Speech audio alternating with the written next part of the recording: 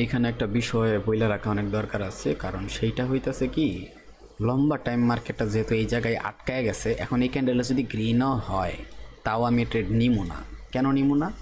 আমার সাইকোলজি অনুসারে এই রেঞ্জ দিয়া যখন পুরাটার একটা বডি দিয়া ব্রেকআউট করব, অথবা এখানে বডি দিয়া ব্রেকডাউন করে দিব, তারপরে ওই ডিরেকশনে আমার ট্রেড নেওয়ার চিন্তা ভাবনা আমি করবো, ঠিক আছে?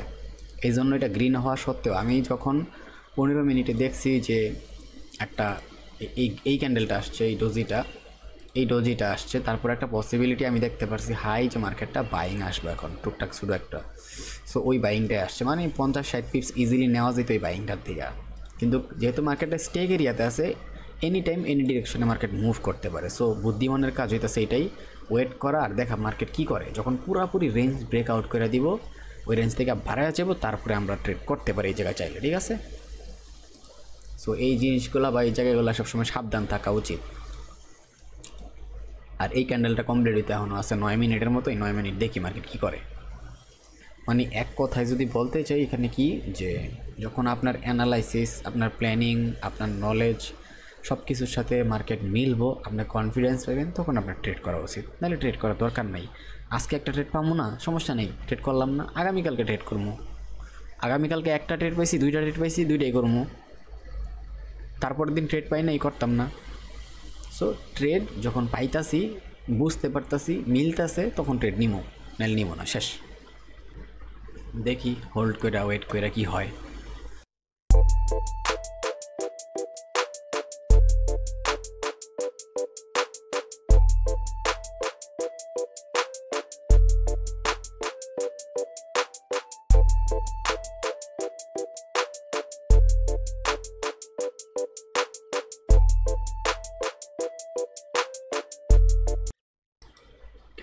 ওকে, তাহলে খুব ভালো একটা কনফার্মেশন এখন পাওয়া গেলাম যে এই যে আমি যেই জোনটার মধ্যে এতক্ষণ মাইনকার সিপার মধ্যে এতক্ষণ ধরে বৈশা আসছিলাম, যে এখানে কখন ব্রেকআউট করবো ফার্স্ট টাইম, এখান থেকে বের হয়ে গেছে। সো এখন যদি মার্কেটটা একটু এদিকে আসে, তাহলে আমি একটা ভালো ট্রেড নিতে পারবো সেফলি, কারণ এই জায়গায় অ্যাসেলটা অনেক বড় হয়ে যায়, ঠিক আছে? কারণ আমি যদি একজ্যাক্ট এই জায়গাতে এখন ট্রেডটা নিতাম, তাহলে আমার অ্যাসেল হয়ে যেতে পারতো 80-90 পিপস। তো এত বড় অ্যাসেল নেওয়ার কোনো দরকার আছে বলে মনে করি না। বাট যদি মার্কেটটা এখান থেকে ডাইরেক্ট মুভ করে চলে যায়, তাহলে আমার হাত থেকে ট্রেডটা সুইটা যাব। আর যদি দেখি যে না, মার্কেটটা একটা আবার ভিতরের দিকে এসে চান্স দিতেছে, তাহলে আমি সেফ জোন থেকে ট্রেডটা নিতে পারতাছি। আর এই ট্রেডটার সেফ জোন হইতেছে এই জায়গাটা, ঠিক আছে? এই জায়গাটা হইতেছে এই ট্রেডের সেফ জোন। আর আর একটা ট্রেড নিলাম, আমার এত বড় অ্যাসেল দিয়ে দিলাম, বাট আমার একটা রিস্ক টু রেওয়ার্ড রেশিও আছে, তাই না? সো যেই ট্রেডটা যে জায়গাতে নেওয়াটা সেফ, সেই জায়গাতে নেওয়ার ট্রাই করতে হইব। সো আমি মনে করি আমার হিসাবে আরেকটা আবার মার্কেটটা এদিকে আসলে আমি এইদিকে ভালো একটা চান্স দিলে ট্রেড নিবো, অথবা যে এইদিকে মার্কেটটা আসলো আইসা যখন আবার ভালো একটা এখানে একটা কনফার্মেশন পাবো, অথবা তখন এইখান থেকে আরেকটা ট্রেড নিবো, আমার তাতে কোনো সমস্যা নাই, তাই না? সো এখন আমরা M50 নিয়ে বসতে পারি, যেহেতু কনফার্মেশন পেয়ে গেছি। আর আমার পুরো টার্গেটই হইতেছে এই যে ছোট্ট একটা জোন ড্র করছি, এই জোনটা হইতেছে আমার মেইন অ্যাসেল, তাও 70 পিপসের মতো হয়ে যায়।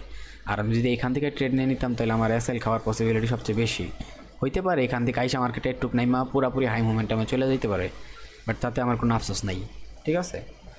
তো দেখি আমার জায়গা মতো মার্কেট আসলে আমি ট্রেড নিতে পারবো, নাহলে আমার অ্যাসেলে তো একটা কথা আছে, আমার অ্যাসেলে যদি অতিরিক্ত বড় হয়ে যায়, তখন তো আমার এই ট্রেডের কোনো মিনিং থাকলো না, তাই না?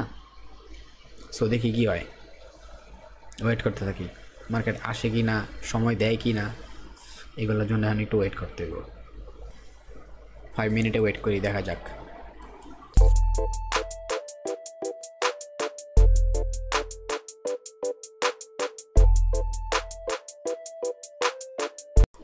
ওকে, একটা অনেক সুন্দর কনফার্মেশন পাইতেছি। সো আমার ট্রেড কোথায় আমি বলতেছি, এই 2 মিনিট জাস্ট, যে 2 মিনিট বাকি আছে, এই যে 2 মিনিট বাকি আছে, এই 2 মিনিট জাস্ট শেষ হোক, আর এই ক্যান্ডেলটা এখন যেরকম আছে এরকমই ক্লোজ হোক। তাহলে কী হইব, এটার উপরে যদি ক্যান্ডেলটা ক্লোজ হয়, তাইলে আমার কী হইব, মার্কেটটার আমার এখানে পেন্ডিং দিয়ে দিব, সাথে সাথে মার্কেটটা এখানে এসে ট্যাপ করার সাথে সাথে আর আবার এন্ট্রি করে যাবো, আর মার্কেটে এই জায়গা পর্যন্ত টিপি, ঠিক আছে? এই হইতাছে আপাতত টার্গেট, দেখা যাক কি করে। সিম্পল টার্গেট, এটার জন্য তখন আমি ওয়েট করতেছিলাম, বাট আমি চাইতেছিলাম যে এই যেটা নামটা ছিল না, আরেকটু নামতো, এইখান থেকে নাইমা তারপরে এই কনফার্মেশনটা দিলে আমি এই ট্রেডটা নিতাম। বাট এই ক্যান্ডেল থেকে একটু নাইমা, এই ক্যান্ডেল থেকে আমি এটা বলছিলাম যে এইখান থেকে যদি এসে কনফার্মেশন দিয়া দেয়, তাহলে আমি একটা রিস্ক নিবো। সো এটা আমার একটা কনফার্মেশন দিতে আছে, জাস্ট আর একটা মিনিট এই ক্যান্ডেলটা এই দিকের মধ্যে ক্লোজ যদি হয় পেন্ডিং দিয়ে দিব, এখানে ট্যাপ করবো, ট্রেড লাগা যাইব, সাথে সাথে টিপি। ঠিক আছে, এই আছে ঘটনা। ওকে, আমরা ওয়েট করতে থাকি। ঠান্ডা মাথায় বসে থাকলে মার্কেটের ট্রেড পাওয়া যাইবই।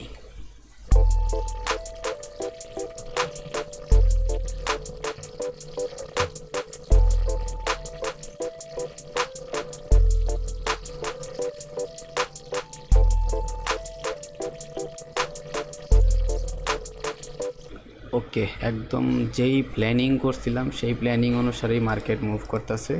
আমি এটাই বলছিলাম যে এই দিকের আশেপাশে যদি ক্লোজ করে তাহলে আমার একদম এই জায়গার থেকেই এন্ট্রি থাকবো।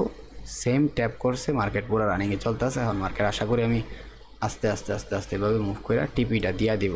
ঠিক আছে, ইনশাল্লাহ ওয়েট করতে থাকি, দেখা যাক।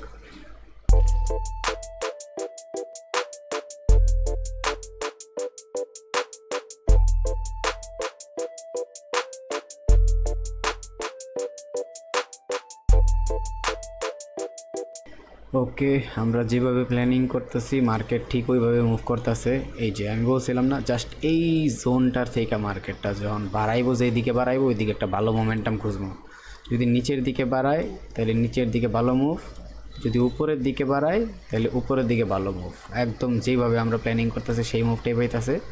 আর এইটা বের হওয়ার পরেই আমরা বাকি কনফার্মেশন পাওয়া গেছি, এটার ভিতরে আসছে ট্রেড এন্ট্রি। এখন মার্কেট আস্তে আস্তে পুরোপুরি মুভ টিপি।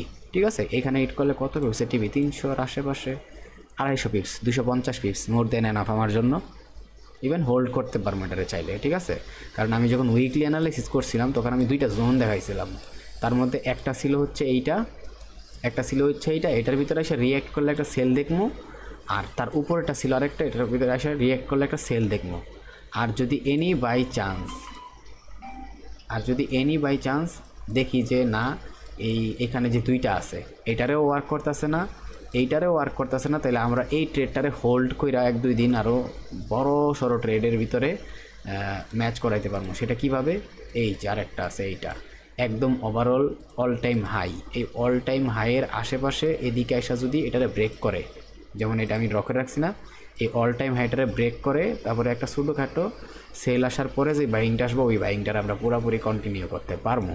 মানে হিউজ বড় ট্রেড। এখন যে ট্রেডটা আমরা একজ্যাক্ট পিন পয়েন্ট থেকে ধরছি ম্যানিপুলেশন করে বের হওয়ার পরে, এই ট্রেডটা এমনও হইতে পারে, জাস্ট আমি আমার আইডিয়া অনুযায়ী বলতেছি, এমনও হইতে পারে এই অল টাইম হাই অ্যারাউন্ড 1150 পিপসের কাছাকাছি, আর অল টাইম হাই ব্রেক করলে অ্যারাউন্ড 2000 পিপস 3000 পিপস হয়ে যেতে পারে মুভ। ঠিক আছে, সো এইটাছে ঘটনা। আমি বলে রাখলাম আগে ভাগে আর কি, কারণ এইগুলো অনেকে হোল্ড করতে পারে না, বা মার্কেট কীভাবে চলবো, কোন দিকে চলবো, এই প্ল্যানিংগুলো করতে পারে না। দ্যাটস ওয়াই ওই মানুষগুলোর লেগে জাস্ট এইগুলা একটু বইলা দিলাম আর কি, যে এমন হইতে পারে যদি মার্কেট ওই দিকে আসলে কন্টিনিউ করে।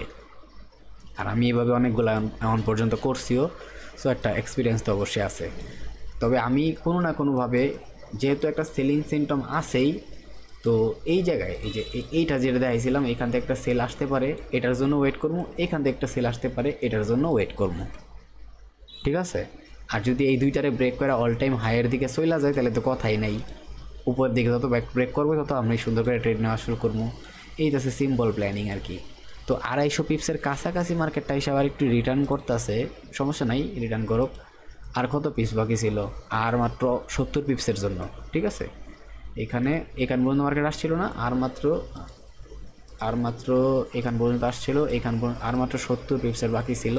সমস্যা নাই, এই 70 পিপস হয়ে যাবে ইনশাল্লাহ, তাই আমার টিভি হিট ইজিলি। বাট আমরা ট্রেডটা একদম খাস জায়গা থেকে ট্রেডটা আমরা ক্যাপচার করছি। ঠিক আছে, এই যে আমরা একদম খাস জায়গা থেকে ট্রেডটা ক্যাপচার করছি। হোল্ড করি, ওয়েট করি, দেখা যাক কি হয়।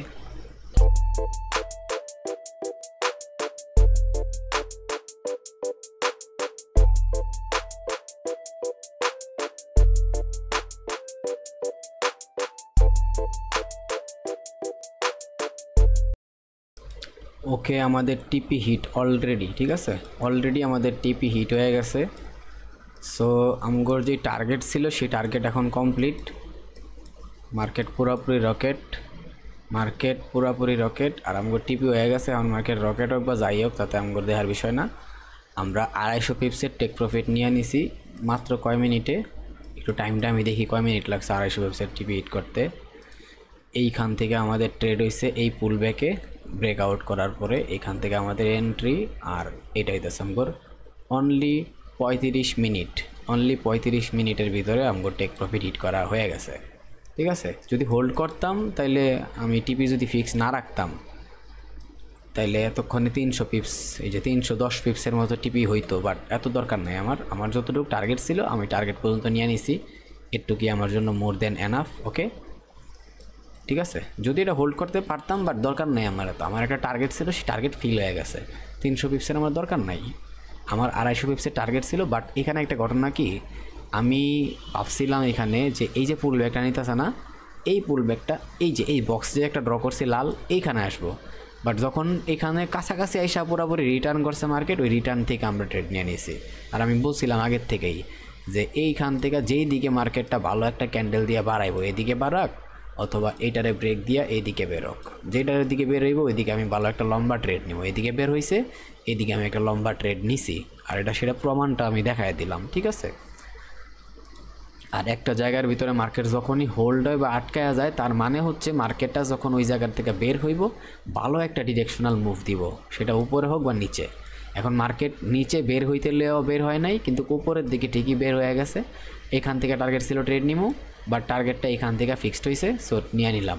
টেক প্রফিটও হিট হয়ে গেল মাত্র 35 মিনিট। সো এখন মার্কেট যা করার করুক, মার্কেট আরও উঠবো। ঠিক আছে, এই মার্কেট একটা হাই প্রবাবিলিটি আছে একটু পর্যন্ত উঠার, 500 পিপস। ঠিক আছে, তো আমার তো দরকার নেই, তো আমি ওয়েট করি এখন। যদি এই নিউ ইয়র্ক সেশন স্টার্ট হইতে এখন আছে আরও অ্যারাউন্ড 40 মিনিটের মতো বাকি আছে নিউ ইয়র্ক সেশনটা স্টার্ট হইতে। So new York session start হোক, তখন পরের বিষয় দেখা যাবো, ততক্ষণ আমরা ওয়েট করি মার্কেটে কী চলতেছে।